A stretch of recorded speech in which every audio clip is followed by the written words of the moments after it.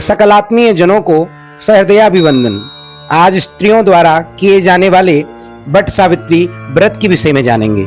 तो सज्जनों, संपूर्ण भारतवर्ष में बट सावित्री व्रत सौभाग्यवती स्त्रियों के द्वारा पति के दीर्घायुष्य के लिए मुख्य रूप से ज्येष्ठ मास की अमावस्या या पूर्णिमा के दिन किया जाता है।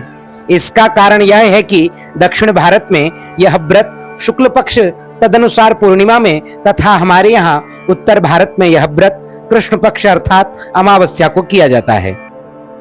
इस आंग्ल वर्ष 2025 में यह व्रत ब्रह्म वैवर्त पुराणोक्त इस उक्ति के अनुसार भूत विद्या न कर्तव्या अमावास्या च पौर्णिमा वर्जयित्वा च मुनिश्रेष्ठ सावित्री व्रतमुत्तमम, अर्थात सावित्री व्रत को छोड़कर पूर्णिमा तथा अमावस्या पर विद्या ग्रहण करनी चाहिए। अर्थात 26 मई को पूर्व विद्या अमावस्या को यह बट सावित्री व्रत किया जाएगा। जो स्त्रियां 3 दिन का व्रत करती हैं उन्हें 24, 25, 26 मई को यह व्रत कर 27 मई को प्रातः 8:30 के बाद पारण करना चाहिए।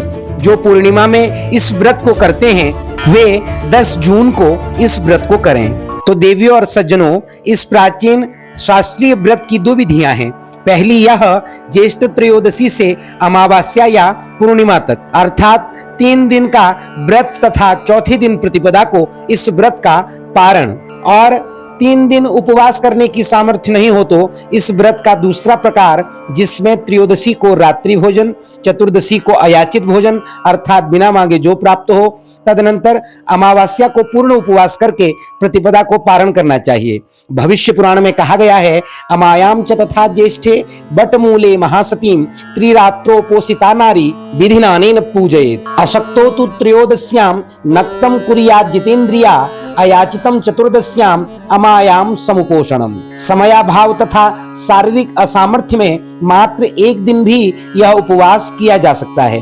तो अब प्रश्न यह होता है कि इस व्रत को कौन कौन कर सकता है।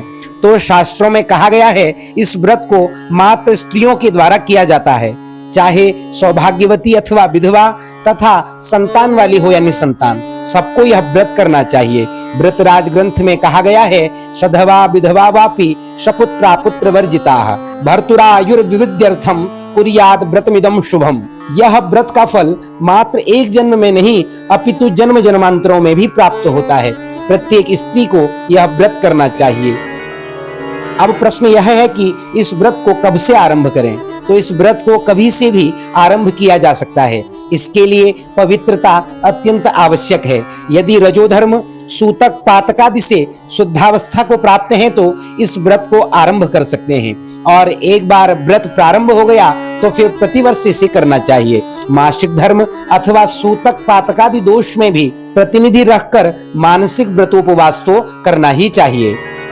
इस सावित्री व्रत में बट वृक्ष के पूजन का महत्वपूर्ण स्थान है, इसीलिए इस व्रत को बट सावित्री व्रत कहा जाता है।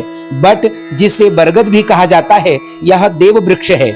इसमें ब्रह्मा, विष्णु, महेश के साथ माता सावित्री भी सुस्थित रहती हैं। पुराणों में वर्णित है, वट मूले स्थितो ब्रह्मा वट मध्ये जनार्दनः वटाग्रे तु शिवो देवः सावित्री वट संस्कृता। वैज्ञानिक रूप से देखें तो हानिकारक गैसों को समूल नष्ट कर वातावरण को शुद्ध करने में बट वृक्ष का विशेष महत्व है।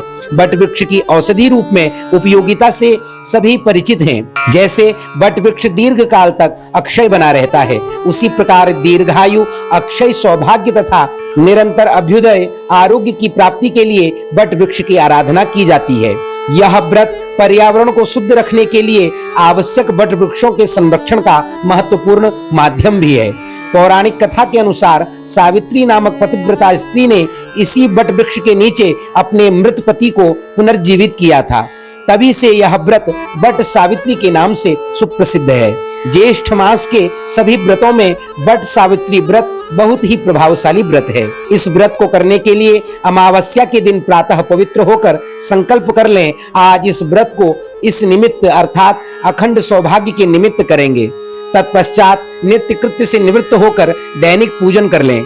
तदनंतर बट वृक्ष के नीचे 2 बांस की टोकरी में सप्त सप्त धान्य अर्थात 7 प्रकार का अनाज रखकर एक में ब्रह्मा जी तथा ब्रह्म सावित्री तथा दूसरी टोकरी में सत्यवान सावित्री तथा भगवान यमराज की सुपारी इत्यादि में स्थापना कर पूजन करें। सुपारी के अभाव में बाजार में चित्र भी इन देवताओं के प्राप्त होते हैं, उसमें पूजन करना चाहिए। इसके अभाव में स्वयं भी किसी सफेद वस्त्र में इनकी आकृति बनाकर पूजन कर सकते हैं। बट वृक्ष के अभाव में घर पर बट वृक्ष की टहनियों को रख कर के भी पूजन किया जा सकता है। इसके भी अभाव में तुलसी के पौधे के साथ बट वृक्ष की प्रतीकात्मक रूप में भी पूजा कर सकते हैं।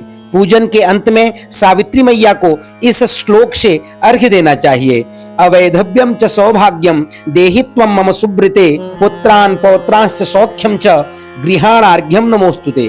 तत्पश्चात सत्यवान सावित्री यमराज के पूजनोपरांत बट वृक्ष का पूजन करना चाहिए।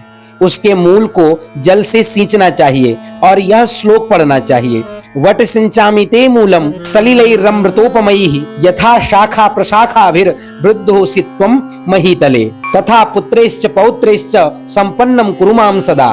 फिर बट वृक्ष की 108 या 7 बार प्रदक्षिणा करते हुए नमो वैवस्वताय कहते हुए कलावा या कच्चा सूत बट वृक्ष में लपेटना चाहिए। इसके उपरांत भीगे हुए चनों के ऊपर रुपये वस्त्र इत्यादि रखकर अपनी सासू मां को देना चाहिए। तदनंतर व्रत कथा पढ़नी या सुननी चाहिए। व्रत के अंत में सौभाग्यवती स्त्रियों और ब्राह्मणों को सौभाग्य पिटारी और पूजा सामग्री का दान करना चाहिए। सौभाग्य पिटारी में सिंदूर, दर्पण, कलावा, काजल, मेहंदी, चूड़ी, बिंदी, हिंगुल, साड़ी, स्वर्णाभूषण इत्यादि वस्तुएं रखकर दी जाती हैं।